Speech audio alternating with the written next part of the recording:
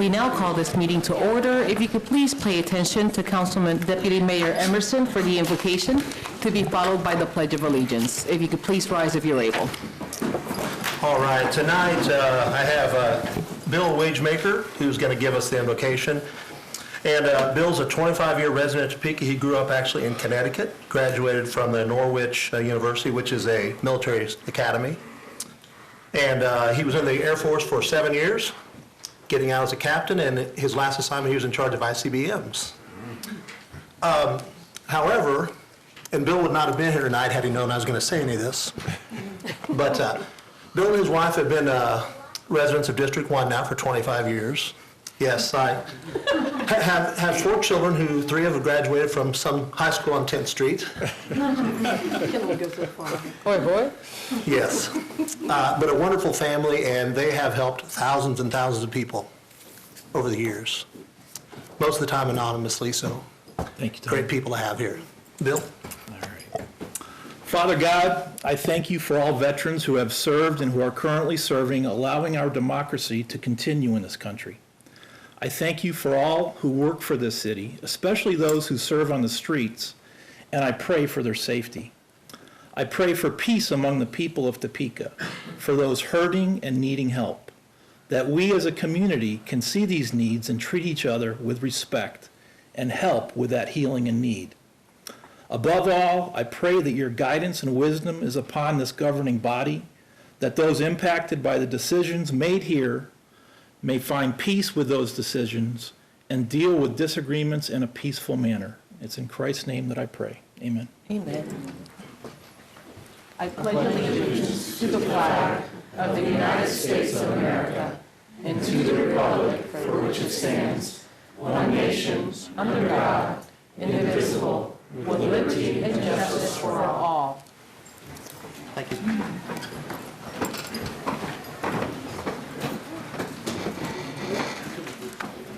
We now proceed with the roll call. Mayor De La Isla. Here.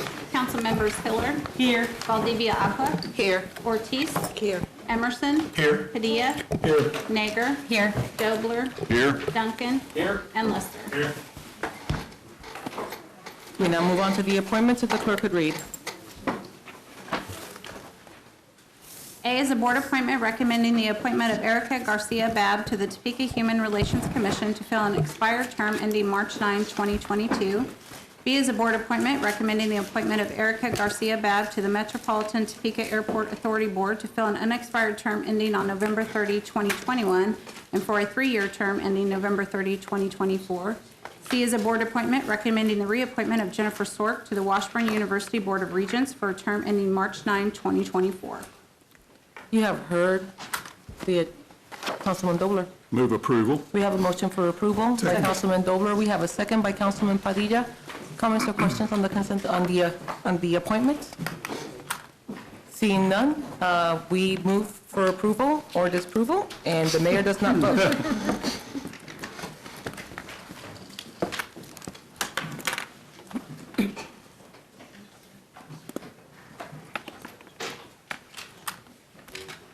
We have 9 yes. 9 having voting yes, the motion passes.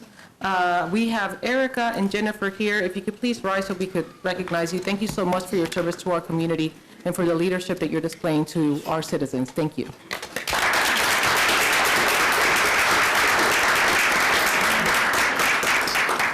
We now move on to item 3, the consent agenda, if the clerk could read. A are minutes of the regular meeting of March 3, 2020, and there's a list of open after midnight applications. Staff is recommending approval. You have the consent agenda in front of you. Is there a motion for approval? Councilwoman Ortiz makes a motion. Second. We have a second by Councilwoman Hiller. Any comments or questions on the consent agenda? Seeing none, we proceed by voting.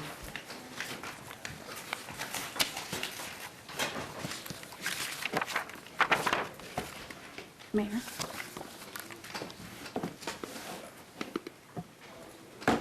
We have 10 yes. 10 having voting yes, the motion passes. We now move on to the action items. Item A, if the clerk would read. A is demolition of the structure located at 1104 Southwest Western Avenue, located within the boundaries of the Holiday Park National Historic District within the city of Topeka, pursuant to KSA 75-2724. City Manager. Thank you, Mayor. Tonight, governing body, we're here to consider approval of the demolition of the structures at 1104 and 1108 Southwest Western. We presented the information regarding our justification for that demolition at the last meeting, and that information is still included in your packet for tonight. One comment that I'll make is that staff did look through our records, and there is no record of any inquiry that was actually made. And so at this point, there were no inquiries regarding restoring the homes on Western Avenue. Okay. Questions for the staff? Councilwoman Hiller. Move to approve. We have a motion for approval by Councilwoman Hiller, a second by Councilman Lesser. I didn't see who talked, sorry. Do we have any comments or questions with regards to this item? Councilwoman Hiller. I just want to thank the staff again for the process. It went well, and people were notified and communicated what they wanted. Thank you. Wonderful. All right. If there are no additional comments or questions, we proceed by voting.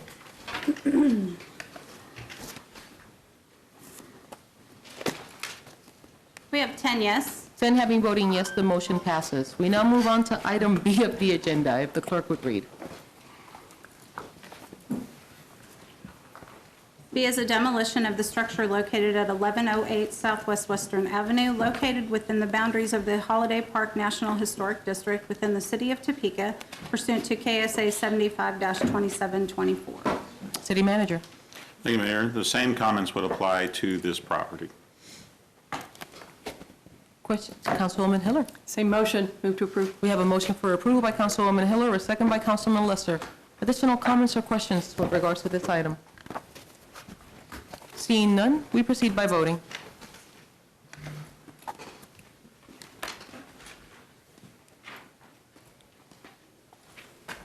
We have 10 yes. 10 having voting yes, the motion passes. We now move on to item C, if the clerk would read. C is request to extend the deadline for the City of Topeka Fire Service Special Committee to report to the governing body from April 2020 to no later than November 10, 2020. City Manager. Thank you, Mayor. Governing body, tonight I want to discuss the extension request for the Fire Service Special Committee report. At our meeting that we conducted to purchase the land for the fire station located on 6th Street west of Fairlawn, when that was approved, the governing body also voted to establish an ad hoc committee to review the fire service provision in Topeka. I originally felt we needed to get that done by April in order to be able to include that information as we calculated and worked on our budget. After doing some research and looking at this information, determined that it wasn't likely that any change made in the recommendation that they might come forward, that it would impact the 2021 budget. So as I've looked at things, feeling that we need to have additional time in order to take this task a little more in-depth, I'd like to have that timeline extended. I've received commitments from citizens in the community and some others that will form the committee. I provided a report as to the people that I feel would be on that committee. We do have room for other additional citizens if we determine, or the committee were to determine that they had an individual that they felt should be on the committee. When we look at this, it'll be something that others will be invited to. All of these meetings will be open to the public. It's not that anyone would be excluded, but it would be chaired by a council member, and then these other individuals would be a part of that committee. My belief is that over the next 5 to 6 months, we would be able to complete an in-depth review and allow us also enough time that even though if the committee determined there was other things that needed to be researched, there would be time to make adjustments and be able to get that done by the end of October and then bring it back in November for a decision, which would set us up as we moved into our deliberations that we would do, say, for the 2022 budget. So tonight I seek your input. I provided what I believe the ways that we would handle this. But also realize that that is something that I simply use as a starting point. If the committee were to meet and determine that beyond the items that I've listed, there was a need to do additional things, we would have that flexibility. So, and the most important thing is that realizing that the April deadline wasn't going to work and we needed to extend it. Questions or comments for city manager? We have a motion for approval. Do we have a second? We have a second. Now we have discussion. Comments or questions? Councilwoman Hiller. Thank you, Mayor. I may have a couple other names for your committee, but when I look at the list, I see that charge sort of flowing out, and that's going to be very helpful to the committee. I do know that one of the studies that has developed along the way, I might suggest that there be a number 5 under E, which would be prevention versus suppression. The state of the art, as that study describes it, is to really balance those rather than focus only on suppression. So, Sure. Thank I think you. that'd be a reasonable report. thank you. Additional comments or amendments for city manager? Seeing none at this, oh, yes, Councilman Duncan. Obviously, I wasn't here when part of this was put in place, so I apologize up front if I'm rehashing stuff no one else wants to rehash, but nonetheless. I mean, I see the purpose of the Fire Service Committee is obviously to look at the type of fire service. I also notice there's a section down there that deals with, I guess, essentially emergency medical service. Correct. Is one of the charges of this committee to come back with some sort of recommendation or suggestion on whether the city should move forward with that type of service within our fire department? I mean, I guess I'm trying to get a better focus, and I know it's listed here, of I believe so. what the charge is of this committee and what they're supposed to come back with us. I believe that is important because that has impacts on the number of fire stations that we have, where they're located, what types of equipment they're using, what type of training our firefighters are required to have. Because if we want to go ALS, then we need to continue to look towards only hiring paramedics for future assignment. So it really does have an impact on what kind of fire service we're providing. The good news is that because of the pilot program, we have some good data that's coming in that we'll be able to go over with the committee on, and it shows a lot of good information regarding when our crews are arriving versus when AMR is arriving, what types of situations, the number of situations that would be where we would benefit from the fact that we had a person with that emergency ALS capability versus if they were just a basic and they had to wait in a period of time, which might have made a difference as to whether that person lived or had a debilitating injury. And so we're generating and capturing that data right now, and I think that's going to be very helpful as we go forward. And then is there also our goal for this committee to come back and sort of give us recommendations on, yes, we need to close a fire station, or no, we shouldn't, or we need to build this new one? Or... I think there will be a component of that that relates to analyzing the recommendations for the type of fire service, taking into consideration, you see I put in there a budget component. We'll need to talk to the committee about the budget component of that, because we know what the costs are to keep a fire station open, as far as keeping it staffed and the maintenance of the building, the fire trucks, et cetera. And so that is a component where we'll ask the committee to look at the give and take. Obviously, ultimately, it rides with this body as to what decisions are made, but that is part of the discussion that would occur. And then my last question would be, is part of the goal, and part of this I'm just trying to get what, obviously, this committee, from my perspective, has no effectiveness if they're not given very clear, these are what we want you to look at, and these are what we want you to recommend, versus not going too far off the beaten path. If, you know, Right. Now, they may find something they want to look at, and I understand that. But so my last question would be, is this just specifically to look at fire service, I guess, what I would say, moving forward in terms of stations and emergency versus improvements that might need to be made with current service, whether that's equipment-wise or improvements to stations that already exist, or things we can do to those stations to improve service? I mean, The answer is yes. I think it is really determining what's the future for the city of Topeka with their fire service, and taking into consideration what is the future of fire service and what types of things are coming in as a cutting edge to the future. You know, there are things such as we've not put in our building code related to fire sprinkling of homes. Is that something you'd want to do? It has an impact on the financial cost of a home, and so it's not been something that's pursued, but there are a lot of discussions related to what type of service and what types of things you could do in order to protect the homes in our community. thank you. Councilman Dobler, to be followed by Councilwoman Valdivia Alcala. Thank you, Mayor. Since we roll a fire truck every time the ambulance goes out, are we going to look at the potential of taking over the EMS service in the city? I've done a little bit of that analysis, but I believe that is something the committee should discuss. I mean, Right. there was ambulance service in Mason City where I came from, and so I'm very familiar with what it takes. And my initial thought was to study that when I first got here, and I did, and I looked at it, and there are a lot of cost issues related to that. But it has got to be a component of this. We need to make sure that we have that.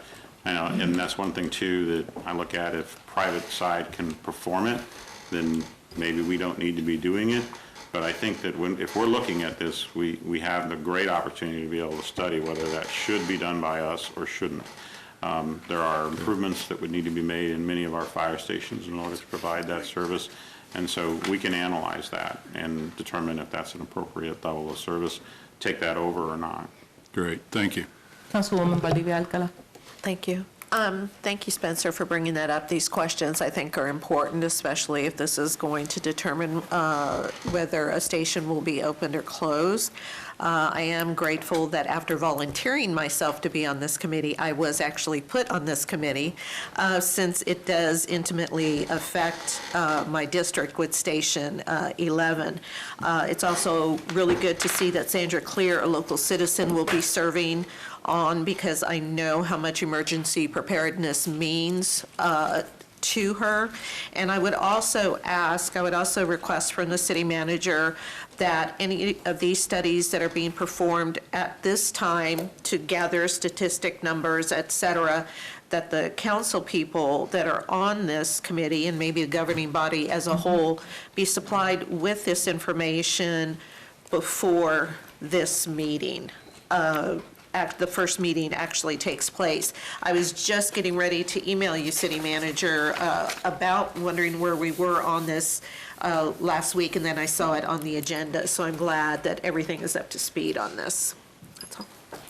Yes, we will definitely provide copies of the studies, both in electronic and in printed form, for all those participating on the committee. Anything that we're providing to the committee, we can provide to all governing body members, because ultimately, once that decision comes back from the committee, you'll need to have had your own opportunity to study those particular studies. Councilwoman Ortiz. Thank you, Madam Mayor. To my colleagues, I would just like to say this is the first time in a long time that we've all been able to come to the table. And when I say all, I mean different, the public, the firefighters. So I would like to encourage each and every one of you to be a part of this, because it doesn't matter whose district it is, it affects the whole city. When you take a fire station away out of one area, it affects another area. And that's what we have going on now. We have in Station 9, we don't have a fire station. And every time that we have to go over there and cover that area, it takes away from another side of town or another area. So I would encourage all of us, this is the first time that we've been able to sit down at the table. We've got plenty of studies. We've got all of those. Some of them are good, some of them are bad.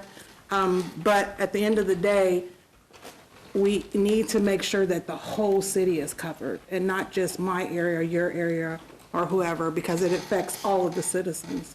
And I think this is a perfect time that we need to sit down to see what it's going to cost. And we need to be the decision makers, not staff, not the city manager, because I hear from citizens all the time how we need a station here and we need a station there. Is it gonna cost us? Yes. Is our equipment expensive? Yes.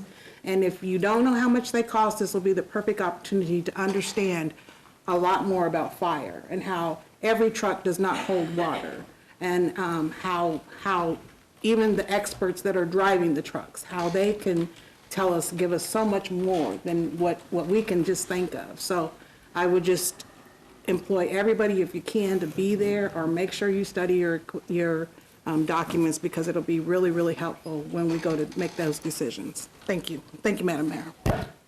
Okay, seeing no additional comments, vote for yes would mean that we are extending the time period that was initially provided for the body for this study to occur, and also adding some of the information that the councilwomen have requested to the agenda. Additional questions before we proceed? We had a motion and we had a second for this one. So if there's no further comment, we proceed by voting.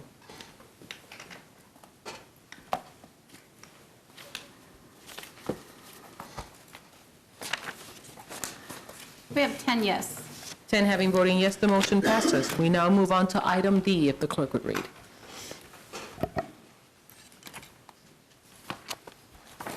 D is approval of recommendations of the Social Service Grants Committee, Social Service Grants 2021 score sheet, source of future vendor funding for outsourcing, and the Social Service Grants request for proposal funding announcement. Chair Hiller. Thank you, Mayor. All of you received in your agenda packets the minutes of all the committee meetings for this year and the documents proposed in this agenda item, as well as, for your reference, a copy of the priorities and funding document that was passed in December by the council.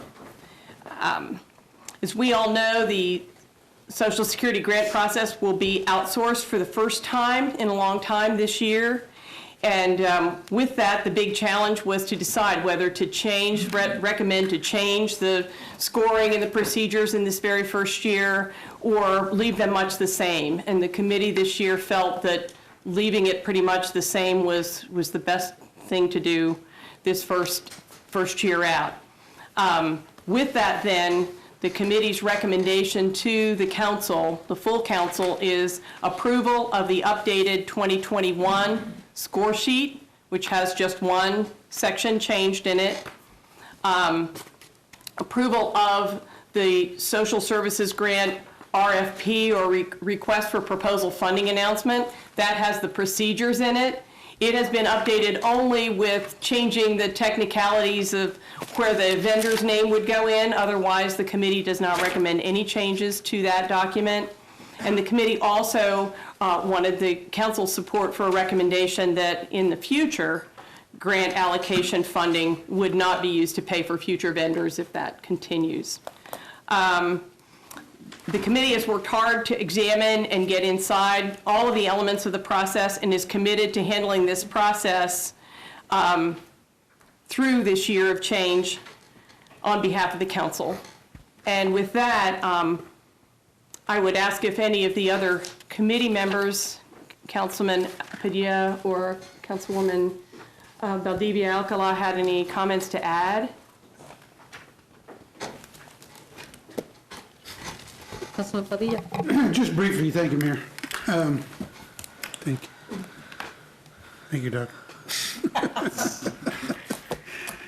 I appreciate the work that staff has done so far on this committee in bringing the data to us, and I appreciate my fellow committee members giving this some really some serious thought and taking a long, slow approach to looking at it so that we don't overlook something in our move to outsource. I think some very good questions have been sent via email from our fellow council members. And so I think we're moving in the right direction. And just like the fire committee, anyone is welcome to join at those committee members and bring any thoughts or ideas to us, and I think they will all be considered fairly because we really want to make this right so that we don't trip over ourselves in trying to do the right thing. So thank you, Chair. Councilwoman Valdivia Alcala. Thank you, Mayor. I want to just say that Karen, for being new to the block, Karen taught me a lot, and I really felt that we had engaged, in-depth, thorough discussions, not only as committee members at the meeting, but also with staff. Staff was very open to questions and answers and providing information. appreciative for that, and also for the organizations that we engaged with that were so open to help make the process better and more efficient. There was dialogue about in the future having roundtable discussions with them, which I think is excellent. You know, we looked at some hard issues, you know, even with just barely changing the scoring 5 points when it had to racial diversity that is absolutely needed on these boards, and ways in which to perhaps you know, give suggestions on where some of these organizations can go to find diversity. You know, we have, our boards have to look like the population that we're representing, and I don't think we're there yet, so I do believe we have to work a little bit harder. I really feel good about the end project. I do have one reservation in that how will we know if this really ends up saving money? And I'm not sure if that's a question that is even answerable at this point. I'm not sure after a year of going into this, if we can go back and review. You know, a lot of third partying, a lot of privatization, it really makes me consider, you know, long and hard what the ultimate cost is going to be to the taxpayer, to the very people that we are saying that we want to serve. But otherwise, everybody, I mean, just good job. And with that, if I can wrap up her comments, we did, in terms of the staff assisting, we do have a commitment from the staff that they were going to kind of keep track of their time.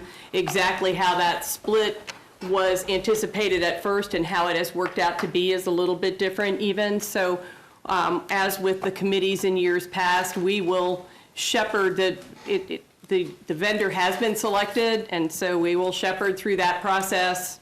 We may not, apparently staff's going to have us meet with the vendor just so that we've crossed over. Otherwise, we may not meet again until, you know, unless there's an appeal, we will not meet again until July. And at that time, we decided, because there had been issues about the senior services, that we would take a deep dive into that in midsummer in between things. But then we will convene again in the fall, as we're supposed to review the process and the way it went the year before. And we're planning to get started in plenty of time so that we can have recommendations back to you before the end of the year about any changes, if any, for the following year. Councilwoman Ortiz, I saw that you raised your hand. And then after Councilwoman Ortiz, we do have one person signed up for public comment. That way we could hear from the public and then proceed with our discussion. Karen, how will the applicants be notified, and have they been notified? About the new process, they actually all got invited to our meetings. We've had 3 meetings already this year. So, and a number of them have attended. So they are aware of the change. I don't know exactly how closely people are talking with staff, but obviously with these changes and the recent engagement of the vendor, the process, staff has advised, will run a little later than usual this year, which, as I understand it, the agencies know about. Staff advises that they think we can get it back to the usual February to April track by next I year. just want to make sure nobody's left out. And is there still an appeal process, or do we know? We're leaving that in. We felt that it was critical, both for the process, especially this first year, but any year, but also to make sure that we have vetted, you know, the way this was set up was the council wanted to defer to the committee, to a committee of council members to manage such a process so that it did not end up back at the full council. And it was our feeling that it was important for us, and we're all willing to do that, to take the time, if there were any concerns about how the process went, to hear them, to resolve them before the report comes to the council. Thank you, Madam President. Councilman Duncan, there was nobody for this item. I'm sorry. It's for the next one. All right, I was listening. I just want to clarify, so that this doesn't take effect till, that some of these new rules don't take effect till 2021? Or is that this process now? It is the process, every year for this. Right. The process occurs in the spring of year A for funding for year B. Gotcha. So this is 2020, but this is the 2021 funding cycle. Okay. The application, generally, there's a training in February, the applications are due in March, they get scored and so on, and then we get a recommendation back to you. So are we worried at all that there are any new requirements that somebody could get in sync with if they had a full cycle, but because we're starting to start that project, may not hit it? So for instance, I'm very supportive, I'm very supportive of the change of the diversity requirement. I think that's a very good, but are we worried that there's a group that says, whoa, I'm at 15, I can get to 20 if you give me, because I got people coming off, going on, but I won't be there by the time this process starts, but I'll be there by the time that cycle starts again in a year. That's just one example, but I mean, was there any discussion of a phase-in or am I making sense? You are. Okay. There was not discussion of a phase-in. We actually did two things in that one, was to increase, as you said, that from 15 to 20. We got no comments or concerns from the Okay. sizable number of That was an agencies that example, were 'cause it's there. one that's But a it's the number. only change we made Okay. that would be a higher requirement. The other one, and it had come back in comments and scoring issues in prior years, was the issue of quorums at board meetings. And we switched it from a number that the council had chosen of 65% or more at all meetings to hitting your quorum, whatever your board's quorum is, at least 80% of the time, which should relieve any concerns that people had had Okay. before. We can check with staff. I just though, want to about make sure, making since it's a weird timing right now where we're at, I don't You're want right. one group to accidentally get, unintended consequences, so to speak. I don't want to see that happen through that. I do thank you for leaving that appeals process in there. As I've stressed before, that was very important to me, but just wanted to make sure. Councilwoman Valdivia Alcala. Yeah, thank you. If you look at the form, a lot of the red that you're going to see, which can always be to people, but, when you look at it, it really does have a lot to do with who the new vendor is going to be, some of the responsibilities that will not be in the realm of staff any longer. And I think that we were pretty cognizant on not changing a lot. There was quite a bit of lengthy discussion on the diversity, and I think we had a high attendance on the meeting that day. And I do believe that the communication that's been happening with the number of organizations that are there and how organizations talk with each other, I never got a feeling or a sense that we were hitting them with too much, that this was just, no, we're not going to be able to do this, this is too much of a change. If anything, I think that they felt more encouraged because of the number of questions we asked them, that they knew that, they could come up and speak to and suggest changes. And, maybe the second year around, there will be some tweaks. So there's that. Thank you. Councilman Padilla. Thank you, Mayor. Just to address what you were talking about, Spencer, we have, and I know I have and others have provided lists of people who are seeking an opportunity to serve in this capacity. So we're really trying to help them come along if they've had some difficulty reaching out to that diverse community. But really, as has been stated, we didn't hear any hue and cry that, oh, we can't do this, what will we do? But we're really trying to take our time at it, and where there is a bump, try to even it out somewhere. Councilwoman Hiller. With that, I would move approval of the committee's recommendation, the three-part recommendation, approval of this score sheet for 2021 as amended, the social service grant request for proposal as amended, or with the changes marked, potential ones, and then the grant allocation funding in the future not be used to fund vendor contracts. Okay, we have a motion. Do we have a second? Councilwoman Nager seconds. Additional comments or discussion on this item? Seeing none, we proceed by voting. Thank you, Chair and Committee, for the work that you all did with this. This is one of the ones that always gets us every year. And we wanted everybody to know. we have 10 yes. 10 having voting yes, the motion passes. We now move on to the non-action items. Item A, if the clerk would read.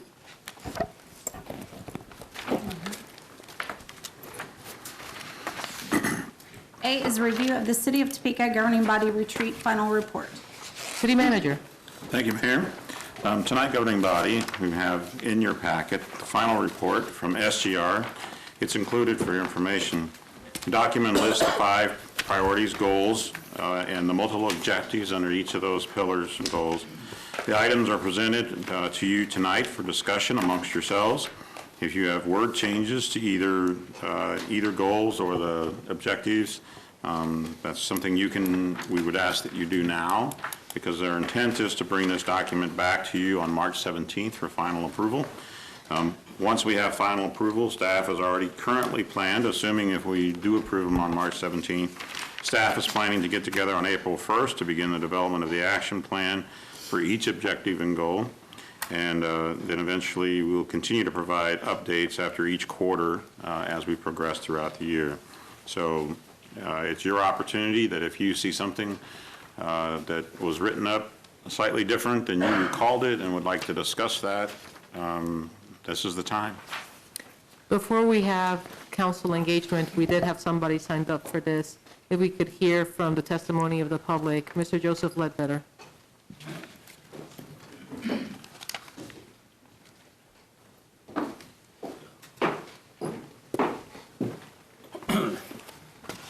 Thank you. So rather than hand it out, I just emailed some comments to you. I was looking at this today, and I saw some good things, but let me tell you some things that I'd like to see strengthened. Clean our city, that's great, that's in there, that needs to be done.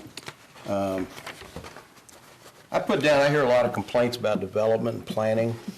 Processes are too slow. People change their mind once they tell the businesses what to do. Costs people a lot of money. Things aren't being put in writing. This has been problematic for years, and it's just time we solve it. Those department heads know how to work with the public, and if they don't, then, take another method. But we've got to start working with our developers. We've got to start working with home builders. And I would just like to see more feedback on that. Productivity, it's something I've been talking about for years. I don't see enough of it. I don't see really an effort made to make our city staff more productive. If a city's declining in population, you shouldn't have the same workforce. It should be declining. You've got all kinds of ways to enhance people's productivity with computers and any number of methods that good managers know how to do, so just do it.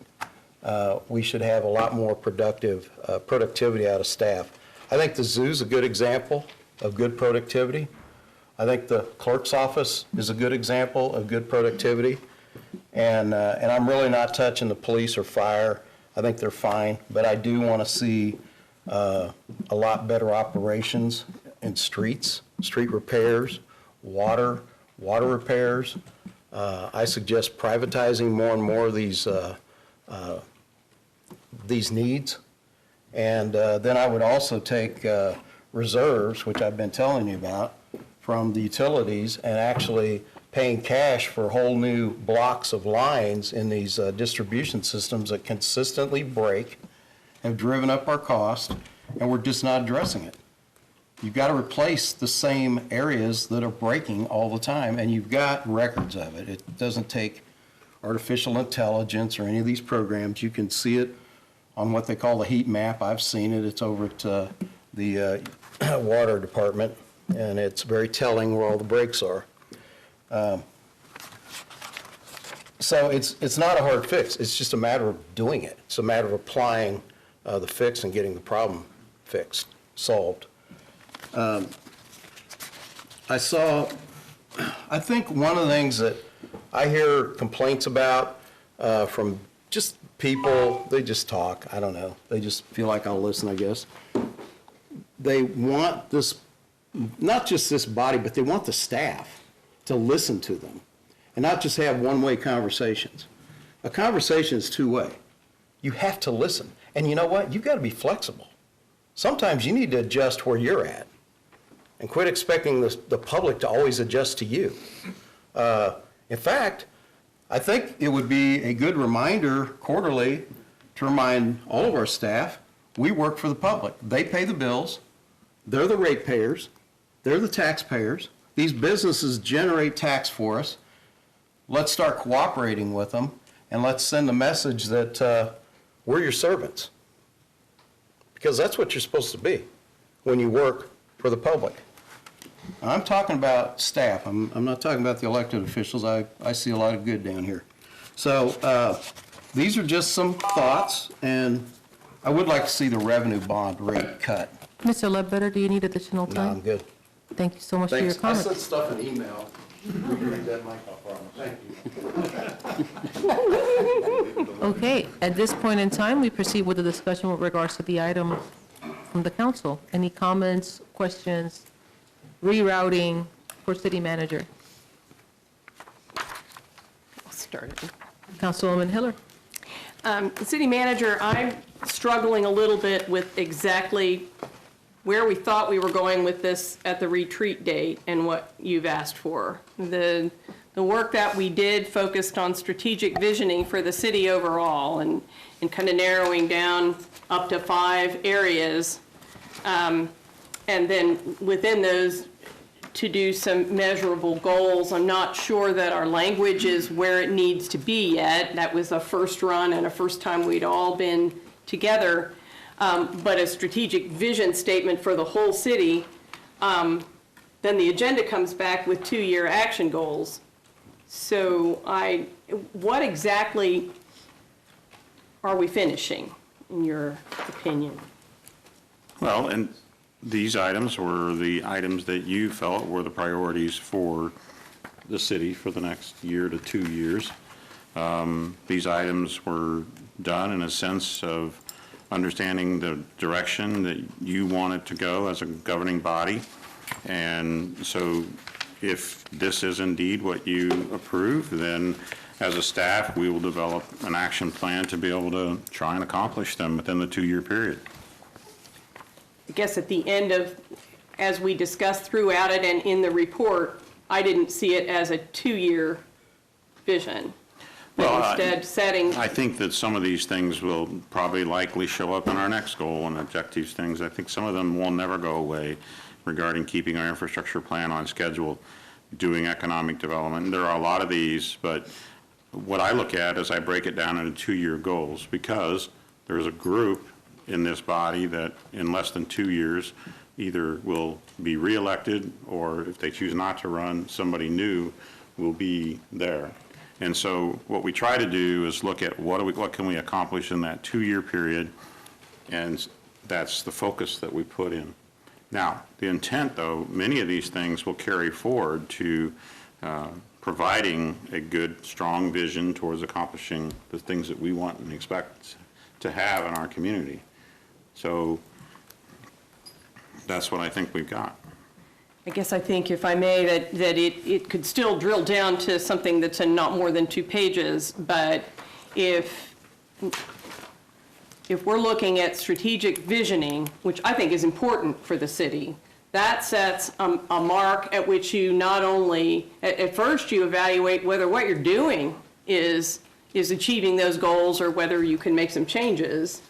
One of the things we ran into 2 years ago when we did 2-year goals was we didn't spend any additional time on detailing them out. We ended up with 16 of them, but they'd come from all over the place, and not all of them were on that list because they were things that the city needed to do. They were things people wanted to see develop in the city, Sure. but the city wasn't responsible, and we hadn't taken the time to tag that, and it remained confusing until the end. So I don't want that to happen again, and I think it needs a little more time. I think it's workable, but I think we need to do some more work, maybe more than can be done just sitting here on shaping this up. But I think if you look at what's presented, I think the only one that I stated the day of the retreat that I have some concern over is the health, wellness, hope, and opportunity one. And I made a statement that some of these may not be ours to do. And so I ask that we, as a staff, we evaluate how much of an impact we can have on those particular things, and that we would come back to you with an analysis showing whether there are items that the city does, or if there are other partners within the community that do these particular things, and that we need to show them support in order to accomplish those. Economic development, we have partners. I mean, there are some things that we can do, especially in the areas of neighborhood development. The things that we do with providing economic development incentives, whether they're TIF, CID, et cetera, continuing to improve the processes that we use. There's a lot of those things that we can do. Award-winning customer service, and the Human Resources Department already has plans for a new customer service program that will be rolled out across the staff and all departments. And so we have some ideas where we can go in order to accomplish many of these things. So what were you asking us to do then to deliver to you? That you agree with these items that you worked on that day, and that the language that exists is something that you agree was what you would, I mean, the intent, you know, the idea is that we have a professional consultant that wrote these up. He captured them from what was on paper. Right. Did anything change from what he captured on paper and put in a report here that you think, no, we didn't agree it would be that way, it would be a different way?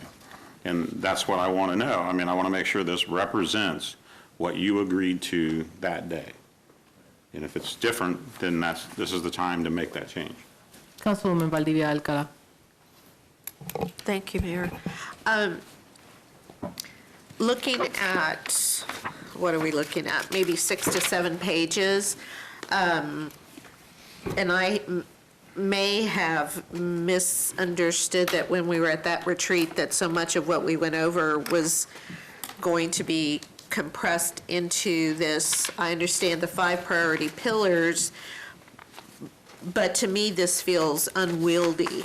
So I would have concerns about voting on anything or approving anything that of this nature that we've been given, because we were, you know, coming up with a lot of different ideas. There was a lot of juice moving in the room. You know, there's a lot of information detailed in here, and we want to make something, I believe, that is actually a strategic vision, and some of us may not be as versed on that as others. And I'm willing to do what I need to do. I'm just saying this feels really just it's too big. Thank you. Councilman Dobler. Thank you, Mayor. It does appear that, I mean, this is a pretty good start, no question about it. I like the 5 pillars, especially the couple that I worked on. I think they're fantastic. I'm sure you do. But it does seem like they can be buffed up a little bit. And I'm wondering, this is kind of a bad format to work this up in. I wonder if there's an appropriate committee to send it to. I mean, the rest of the council can show up. We can have staff show up and work through some of the issues. It'll be public meeting, but not quite as formal as this. So I would make a motion to move it to whatever the appropriate committee is. Well, the nice thing is that this is not up for a motion. This is just a discussion item, especially so that we could have this type of conversation on where we want to go.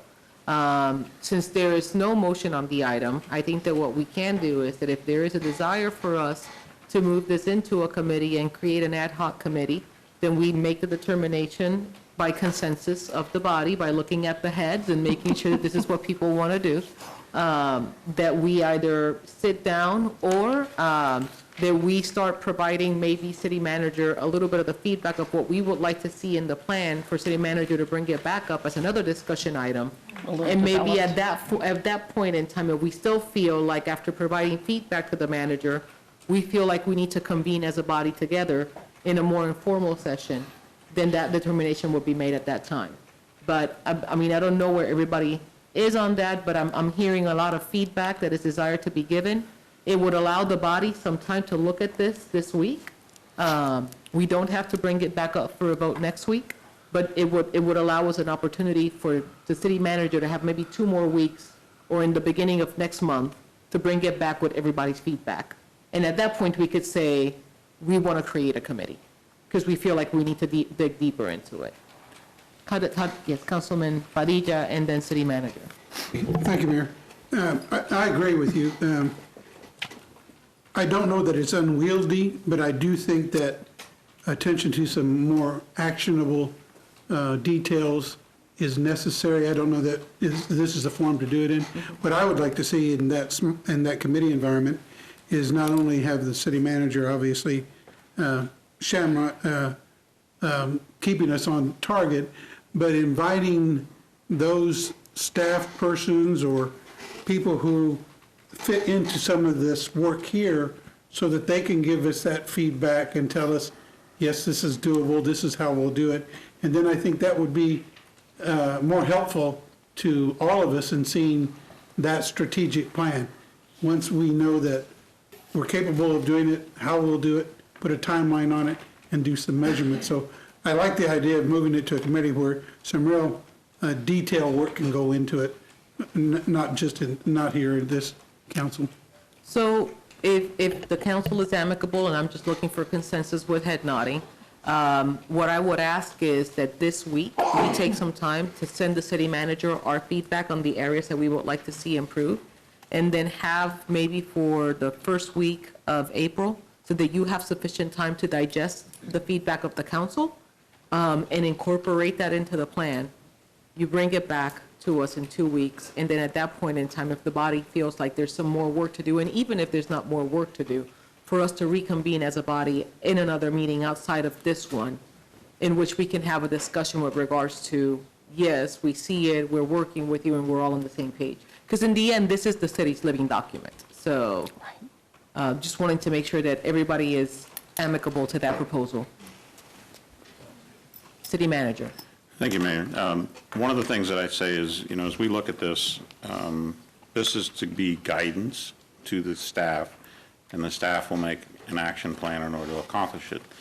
I will caution that we get too far down, and there are ideas or programs and so forth that you're aware of that can help us, then those are things that we want to know about and we evaluate. Ultimately, it's our responsibility to accomplish whatever goal you establish. And if you have suggestions, we take those suggestions. But staff, some of these items we're already working on, we're already doing. We have good plans in place. It's really continuing what we have for a good plan. And so, us explaining what we're working on, planning is working on some changes in their programs and processes. We continue to make changes in all of our departments in the way we're doing business. Streets, water, all of those things are being looked at and improved. And so, in specific action steps. But, the important thing is that you get this the way you want, because we will continue to do operations and continue to do them as well as we can. But this is the direction document for us. And so we want to make sure that we're going to be doing what you want and that we're going the right direction. Okay. Well, I think that at this point in time, we start sending city manager emails. We expect to see this item back as a discussion item in 2 weeks' time or so, and then we will decide then when we're going to get together to discuss it further. Thank you for the discussion, and this was very helpful. We now move on to the public comments. The first individual signed up for public comment is Elizabeth Woning. And I'm sorry if I said it wrong.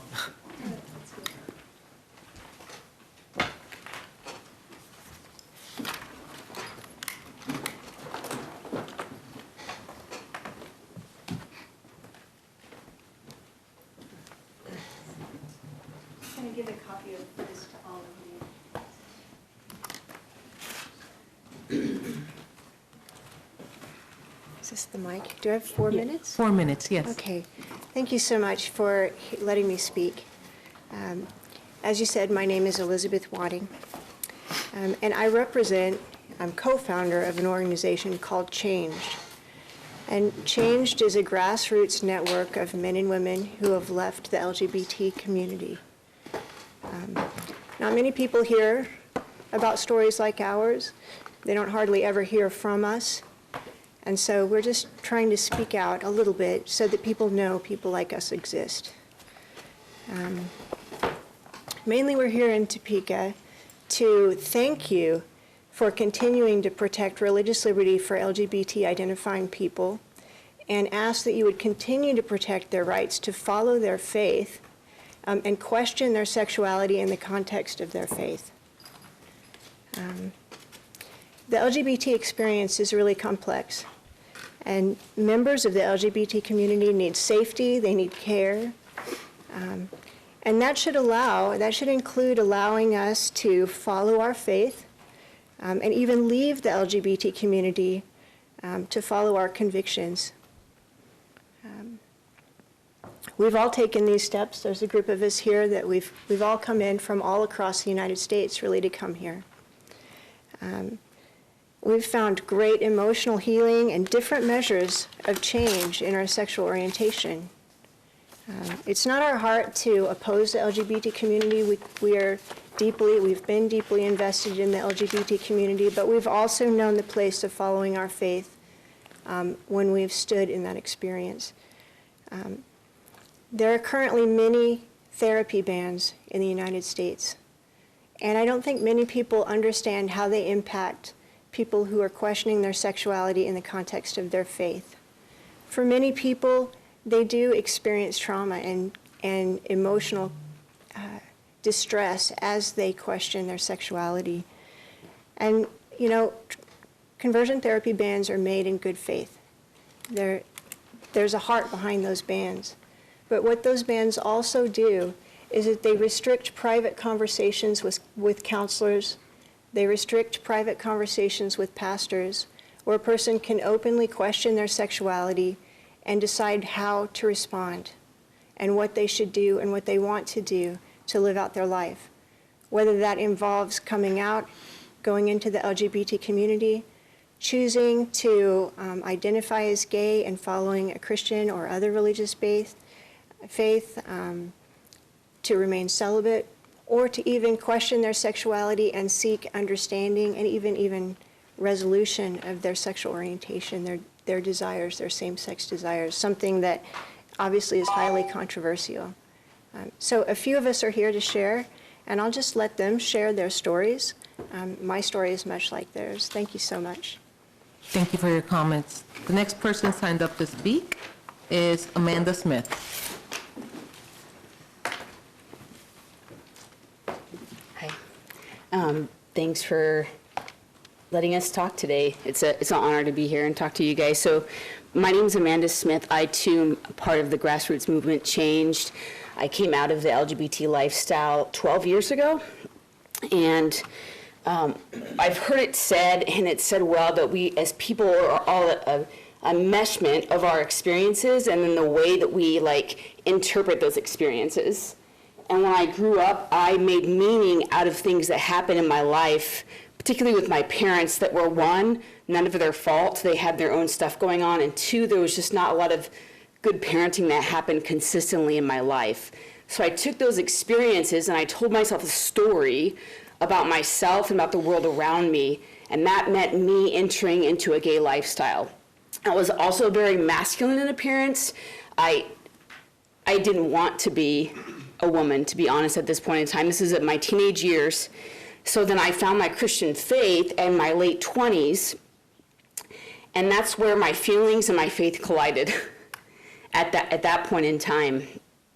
I found some help through a ministry. I found a help through therapy. I still find help through therapy. I'm not ashamed to admit therapy is a good thing. Good talk therapy allowed me to grieve some of the experiences I should have had as a child, and also to work out those lies that were deeply rooted in my heart. Nowadays, what I'm passionate about is that right now they're saying sexuality is fluid, right? That's what they're saying. That's what the whole world is saying right now. But they're not saying it for people like us. If we want to go from an LGBT-identified lifestyle and say, I actually want to pursue something different because of my faith convictions, there's bands all over the place that are saying, no, you can't do that. If you have these desires, your only choice is this road, to identify as gay or to identify as And we talk a lot about equality and justice, and we're just here and we want to be heard. There's a lot of studies, I think Elizabeth put them in there, there's a lot of studies. The largest study says there's no born this way. That's just not true. And then Dr. Lisa Diamond, who is herself identified as a lesbian, and she's a scientist, says, hey, we're wrong on this too. Like, this is fluid. People can go either direction. And so I'm just here honoring you guys, saying thank you for what you do, and ask that you would remember people like us when you make your decisions. Because it shouldn't be just equality for certain people. It should be equality for all of us. Thank you. Thank you for your comments. The next person to speak is Kevin Witt.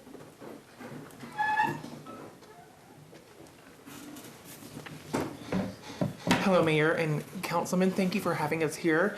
Thank you for being able to be willing to listen to us. I am a former homosexual and transsexual. I came out of the closet at 15 years old, and I lived as a woman for 20 years. I was a drag queen.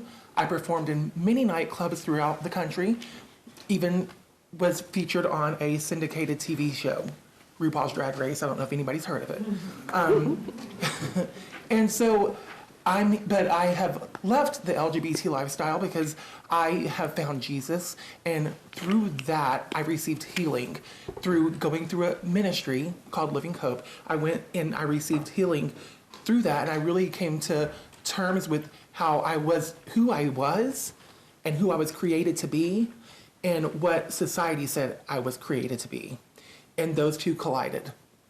And so my biggest fear, or not even fear, but concern, and I'm here representing some members of Topeka, some concerned citizens, is that just like many cities across the nation, you guys might, one day, it might come to your attention, a city ordinance protecting the LGBT people, and that is great, but the language that they use in those city ordinances would discriminate against people like us.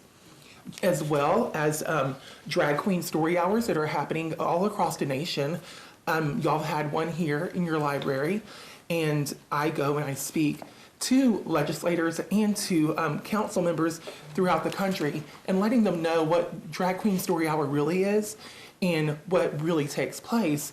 We've found that a lot of these drag queens that they have, and I'm a former drag queen, so I'm not knocking drag queens, but they're being paid by an organization, and this organization doesn't pay them like $100 or $200, it's paying them $6,000 or more to come and read books to kids.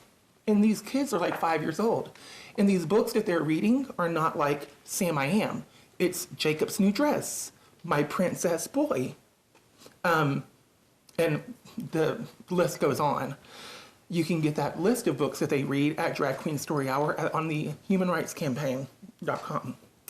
And so these Drag Queen Story Hours that are happening across the nation really are a concern they should be a concern for citizens, but also for you guys, because they are teaching children that there's 85 different genders. And we all know, human science tells us there's only 2, not 85. And so, yeah, that's happening. And so, yeah, Drag Queen Story Hour, comprehensive sex education that's happening in the school systems.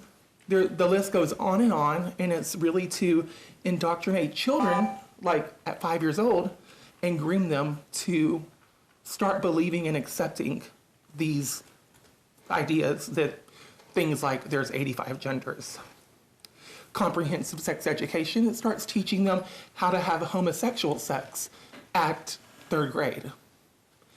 So things like that. So yeah, just wanted to come here, say we exist, to let you guys know we exist, and let you know some of the things that are happening across the nation so that you can be prepared for it, and hopefully you can be educated on how to vote for it.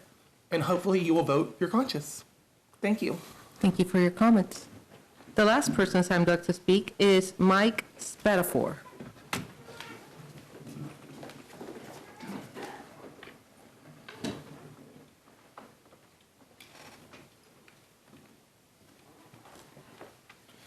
Good evening, Madam Mayor, council members. New topic. My name is Mike Spatafor. I live at 918 Southwest Lindenwood here in town. While I'm not a budget analyst or an accounting guru, I wanted to talk to you a little bit about your CIP and CIPB work next week. I'd like to share my observations and concerns as a resident and a homeowner in Topeka. Current population growth forecasts for Shawnee County come to about 16,000 new residents by the year 2064. It's 16,000 people over 50 years. While Topeka as a city is growing, we need to admit to ourselves that it's growing very slowly. I believe we should take this opportunity to focus more attention on funding programs and projects that make a difference to the people who already live and work here, to construction projects that won't require so much bonding or refinancing in future years just to keep up with regular repairs and maintenance costs, and to small pilot projects developed with community input to see if we can't make what we already love even more useful, honest, and beautiful than it already is. Is there real long-term value in adding another lane of highway to decrease average travel time in Topeka by 1 minute? Or does what we have work fine for now? Can we just maintain it? Can you guarantee that another TIF district is the responsible thing for us to do right now? Or is it really a hedged bet on the possibility of a future development and an increased usage that we can't guarantee when we already know our projected growth will be incremental? How many new hotels do we really need before citizens are proud to call Topeka home? Again, I'm not an economist. I'm merely speaking from my own point of view. There are a lot of larger scale projects that should be seriously reevaluated for what they really are.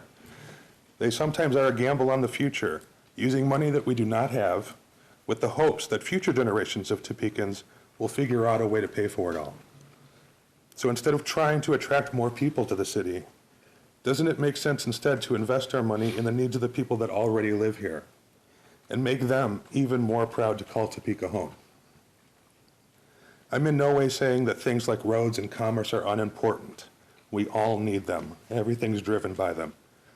But we should also consider what our city could look like if instead we were to start channeling even 10% of those resources towards doing things that would make Topeka a better place to live for everyone. Quality of life improvements can be smaller in scale and far less expensive overall. They include more parks and open spaces for residents to enjoy, better housing conditions, services to those who require assistance, planning for low-income housing as a component of all new housing projects, better travel options for people that are trying to get to medical care, even something as simple as painting the crosswalks and stop lines on all streets to increase pedestrian safety. While you're making these important budgetary decisions, I urge you to consider first and foremost those items that will increase our quality of life and the financial stability of our city over time.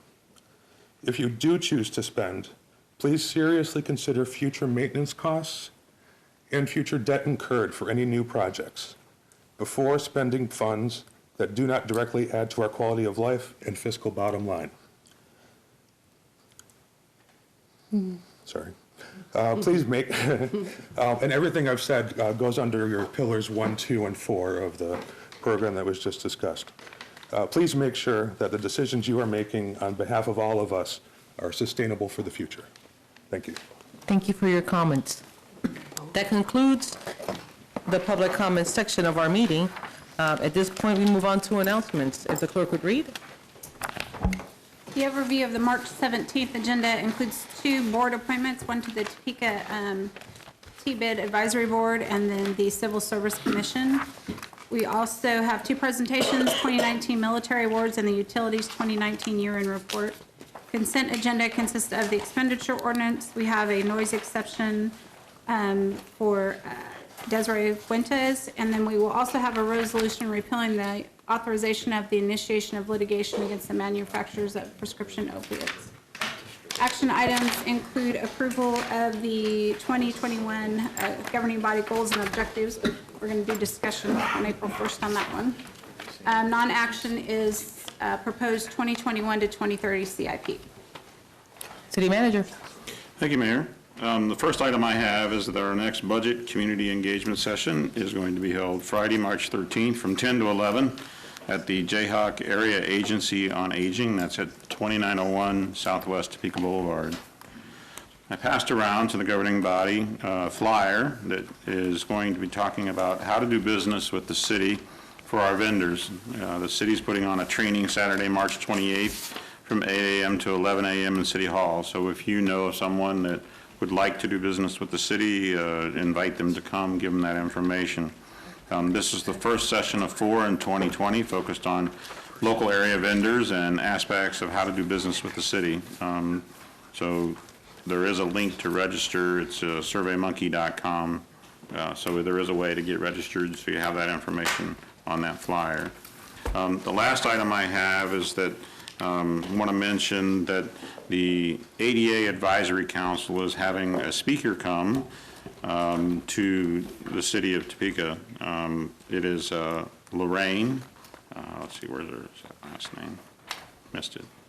Lorraine Canestra. She's author of More the Same Than Different, What I Wish People Knew About Respecting and Including People with Disabilities, and that's on Wednesday, March 25th at 2:30 at the Topeka Shawnee County Library in the Marvin Auditorium Room. So it's an opportunity, the ADA Advisory Council, to get exposure to what it's like living as a disabled person in our community.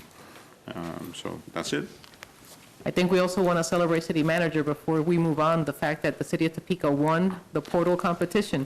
Yes, the competition that I mentioned the other day with regards to smart cities, we were successful in that award, and so we'll be sending someone to Denver to accept our award. Send the smartest person we can find. That's right. Will be me.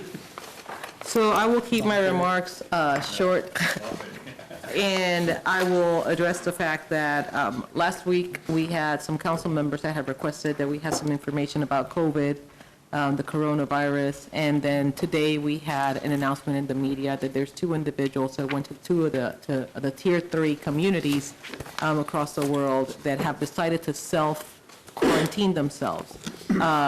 There is no illness in Topeka or Shawnee County. These individuals are absolutely healthy.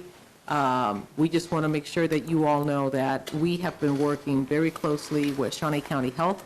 They are doing a phenomenal job of communication and coordination. This is a day-by-day situation.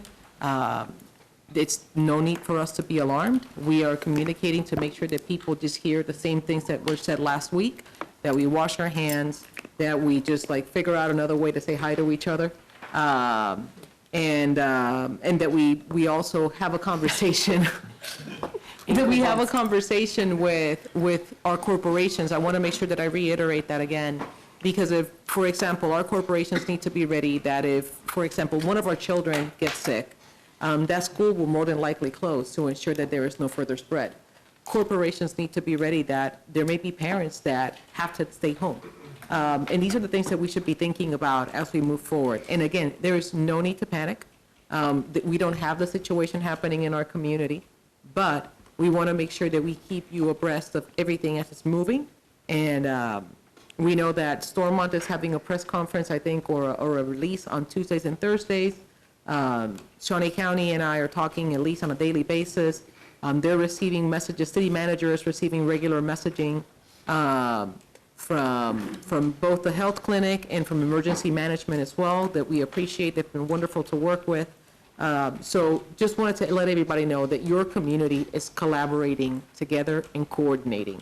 Everything from the media, the hospitals, the county, the city, the school districts have also received training. And the private sector is also being talked with to say, hey, think about what your plans are in order for you to work online if somebody gets sick or something. But we will keep you updated. There is nothing right now that's being canceled in Topeka. But we're trying to figure out, this is a day-by-day situation. So make sure that please, you pay attention not so much to the national media, pay attention to your local media. And the last thing that I will remind everybody is please call before you go. Call before you go. We don't want you showing up at the hospital, at the emergency room.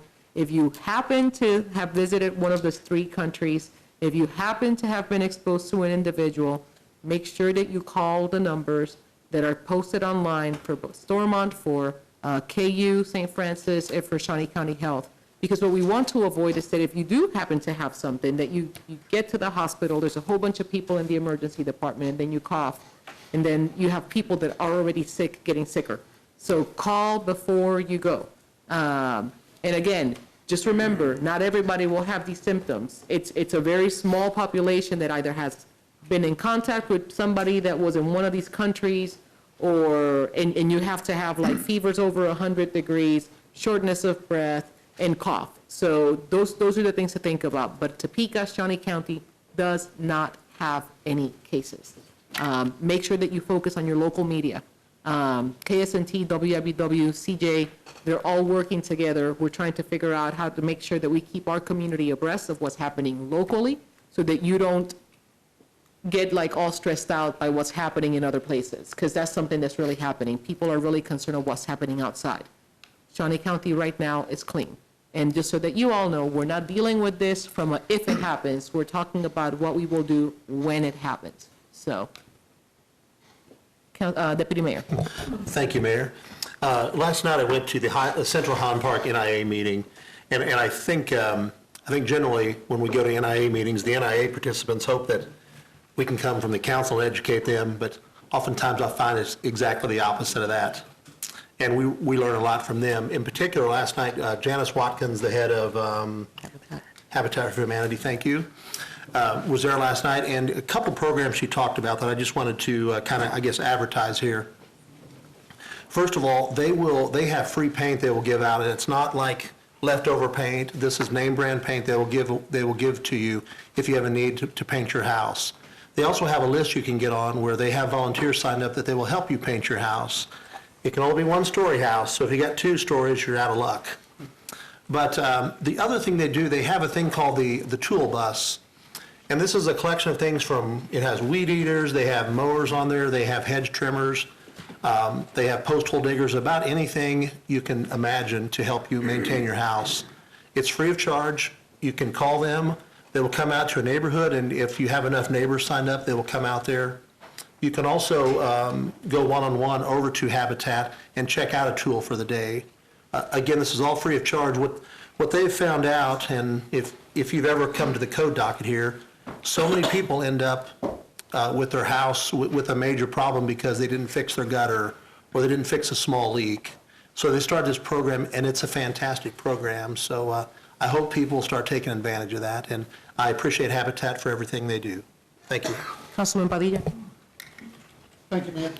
I just want to quickly remind people, you may or may not know that tomorrow at 9 o'clock starts Hispanic Day on the Hill activities at our Capitol. I would encourage everyone, it's not just for Hispanics, everyone, if they have the time to go, come and listen to the messages. We all have a lot of things in common, obviously. The governor is intending to present there, so I would encourage people to come and go. Stay as long as you want, or just come for an hour or so and then leave. It runs from 9 to 12. Thank you, Mayor. Councilwoman Nager. Thank you, Madam Mayor. This comes with just forewarning, I am a dentist, not a medical doctor, but please just wash your hands, be respectful of other people's space, and like the mayor was saying, do not panic. This is a respiratory virus, and the things that will protect you from the flu will protect you from coronavirus, and the people who are most susceptible to getting really sick from the flu will be most susceptible to getting sick to the coronavirus. So whether you're staying in Shawnee County for a while or you're traveling, be smart, wash your hands, cough into your elbow, and be respectful of other people's space. Thank you. Councilman Dobler. Councilman Duncan. You know, as it relates to the coronavirus, I'll say the last week or so, obviously, as a council member, the emails we've gotten have been, what are we doing? Is the city doing anything? Are we prepared? And I will say, I think I knew this before I got on the council, but obviously being now on the council, I can tell everyone the network of people in this county and city working on this is extensive, and it's every day, and it's on the city level and the county level, coordinating with the federal level, who are also getting updates as we get them from the hospitals. So I am impressed at the level of preparedness that we can assure everyone is out there. I think we are doing everything we can. We're going to have the same issues other cities have had as it hits, but I think we're definitely ready. So I've just been impressed with that. So I want to throw that out to everybody who's working on it. Good job so far. I will say, and I've put it on social media, and I'll continue to do it for my District 8 folks, March 26th from 5:30 to 7 p.m. I will have a forum at Crestview Community Center. You can come, hopefully talk nicely to me about anything you want to present, but I'll take any. That's why I hold these things, so that you have an opportunity to come talk to me about any topic, specifically budget and infrastructure, but it's all open for discussion. And it's spring break week, so I'm home with the kid a lot this week, and spring break, winter break, and summer break are always one more reminder of how wonderful teachers are and how much you respect them and the infinite respect I have for them as I'm home every day. So thank you, everybody. Councilman Lesser. Councilwoman Heller. Thank you, Mayor. A couple things. One, I too appreciate all the coronavirus heads up and the fact that we don't have anybody infected right now. And with that, certainly hope that all the St. Patrick's Day celebrations are still on. That's the questions I've been getting, and I've said, as far as I know, yes. And each year, I think everybody knows that the council carries the banner at the front of the parade. And my understanding is that this year, Councilwoman Valdivia Alcala and her grandchildren will be carrying the new flag for us at the front of the parade. Yay. I want to point out that similar to Habitat, who makes the rounds of all the NIAs in Central Topeka, and I think all of them, Keep America Beautiful does as well. They were at the meeting I was at last night, and they too are available for all the NIAs. They're willing to help with pickups and with cleanups to help people organize that on their own or hook them up with volunteers. They know who will help. And they also have an annual directory of recycling options and have good direction to one-off opportunities for like disposal at the forestry dump, or where you can take electronics, tires, other one-off and difficult to dispose of kinds of things. They're a tremendous resource in our community, and I sure appreciate seeing them around. And that's it. Thank you. Councilwoman Valdivia Alcala. Thank you, Mayor. I would like to make a request, City Manager, for a presentation to the governing body for the housing study that came out. It was a 44-page study. I know that we had a smaller presentation made by the consultants, but I'm actually wanting to see if we can have a presentation on a council evening that goes into much more detail about some of the housing issues, but housing issues that we're facing, issues that are still being historically dealt with redlining, what constitutes a living wage, et cetera, because I think it's something important not only for us to get a deeper understanding of as a body, but also to have it in a discussion like this where the public watching can get some understanding as well as some of the challenges that we're facing as a community. So is that possible? Mayor, Councilwoman, I think that we can do something like that, but I would like to wait on something like that from the sense of in April 14th, we're going to have our final presentation from the consultant related to the final study, the assessment that's completed, what the recommendations are. And I think for us to look at providing anything between now and that point would be, I think it'd be a better time spent than doing something to do that after the fact. Let's hear that presentation on the 14th. Identify the issues you feel weren't covered from that presentation, and we can have one-on-one or an email list of the things that you feel need to be done, need to be addressed that weren't covered by that. I think that would be a much better way to go. Okay, I'm fine with that. And then also just wanted to talk a little bit about some of the NIA work that's been going on in Oakland, not specifically tied to Oakland's NIA. We are very, very, very close to having a first ever community garden. Things seem to be lining up very well. There's obviously funding sources that we're looking looking to meetings coming up in the next week or so. Community gardens, many believe, and I believe strongly, can help bring hope to a community, increase community neighbor-to-neighbor engagement. So I ask that you keep us in your prayers as we move along on this. Also, Historic North Topeka East NIA is having their first ever burrito sale, and I am going to be helping spice the meat. And so I just wanted to give a shout out to them for taking on this endeavor because they're looking for different ways to raise money. If anybody in that area or outside of that area would want to get more information about the burrito sale for this NIA, please feel free to contact me at 233-7110. Also, East Topeka North NIA is going through the process of figuring out a whole realm of things with their SORT grant that they have received. Sasha and her staff have been at these meetings, and I've been at these meetings, and I think that they're going to be going on for some time. The attendance is very, very low, and I just strongly encourage and say please to anybody that in this neighborhood that can attend, because your voice is so needed, and the possibilities of what can happen with this grant are always and should always be considered community effort. Also working with the county to have hopefully a couple of the parks in District 2 have placed in some horseshoe pits. Many people may not consider this a big thing, but this is like huge. This is huge, horseshoe pits. I mean, so thank you to the people in the county that I've been working with. That's it. Councilwoman Ortiz.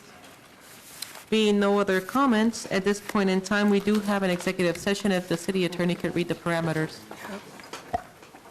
The motion is to recess into executive session for a period of time not to exceed 10 minutes to discuss confidential employment matters pertaining to non-elected personnel as justified by KSA 75-4319B1 in order to protect the privacy of those discussed.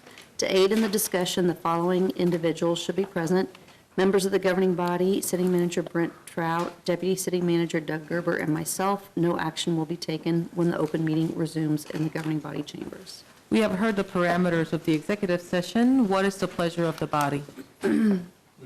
We have a motion for approval by Councilman Dobler. We have a second by Councilwoman Nager. All those in favor into entering an executive session, proceed by voting. I was going to say, raise your right hand.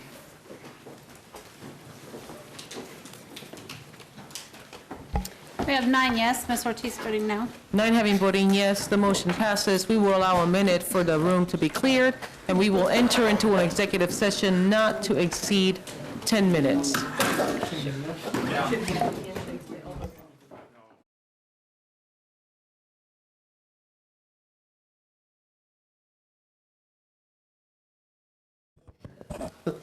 We are coming out of the executive session because we are having a need to re-engage in the same executive session under the same parameters, and we're just asking for an extension not to exceed 10 minutes.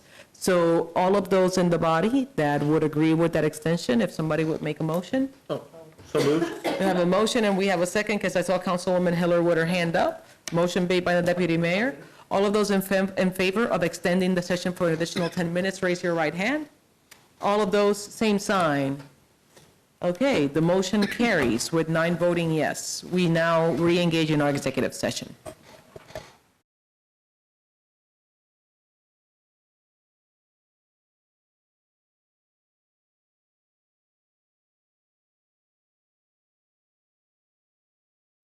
We have concluded the executive session. No action has been taken. Our meeting is adjourned. I'm not calling you to contact.